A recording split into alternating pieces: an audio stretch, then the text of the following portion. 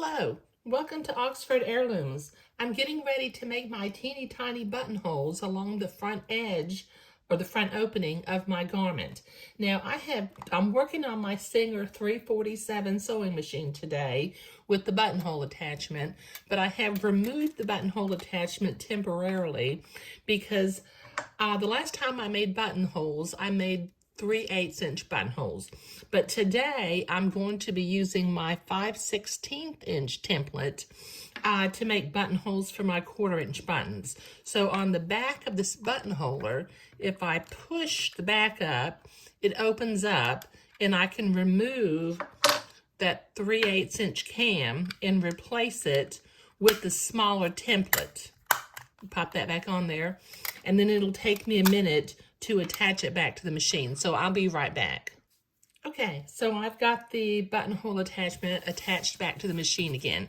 Now, I wanted to refer back to the last video when I was marking the buttonholes. I mentioned that there was a paper buttonhole guide in the pattern that I wasn't using. The main reason I wasn't using it is it didn't have enough buttonholes since I have 9 buttons.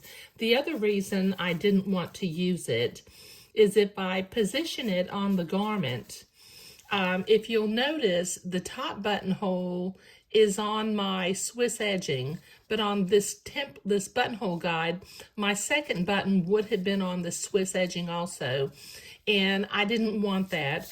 I wanted the second buttonhole to be below the edge or the bottom edge of the Swiss edging. Okay, just thought I would mention that. Okay, now on this buttonhole attachment, it's got a knob in the back that moves the buttonhole forward and backward, different positions on the buttonhole. Okay, now I'm going to carefully click it to where it is to the very top of the buttonhole. If you practice with these, you get used to it.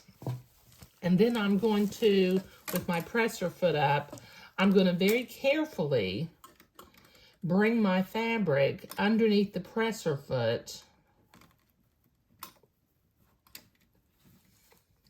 and then I'm going to move the fabric where I can line up and have the needle going in right on my dot, being careful that I have the front edge of the garment going straight up and down, so the buttonholes will be straight up and down. And then I'm going to very carefully start sewing on my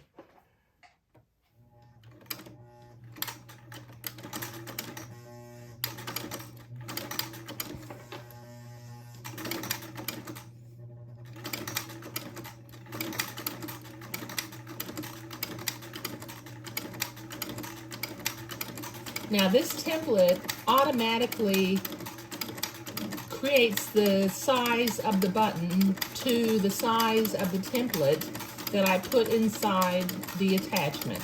So each time I make a buttonhole, they will be perfectly the same size, and they have a nice little rounded end on them. Now I've come back up to the top and I've gone a little bit farther so that I can tack the buttonhole in place. And then I'll clip my threads and I will make my next buttonhole by going through the same process. I'm going to move the buttonholer till it's at, I kind of missed it that time, until it's on the last click for the top of the buttonhole. And then I'll carefully position my fabric where it's straight along the edge of the front facing, and I can put my needle right in the blue mark that I created, and then I can start sewing and make the next buttonhole. If you've never seen one of these vintage buttonhole makers, they really are quite cool. And as I mentioned in another video, I have trouble making teeny tiny buttonholes with my more modern sewing machine. Oh, I can't see these threads. But as long as I position the needle in where my blue marks are, and I measured it with my ruler, my buttonholes are going to be evenly spaced, and each buttonhole will be perfectly the same size going down along the garment.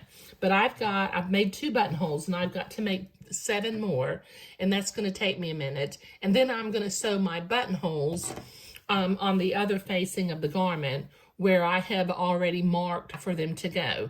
Now, I did mark them 2.5 inches apart, but I slid them down about 3/16 of, well, about 1/8 of an inch, pardon me, so that the buttons will be sewn on in the center of the buttonholes rather than up at the top or down near the bottom. So that's just something that I did. But that's what I'm doing today. Thank you.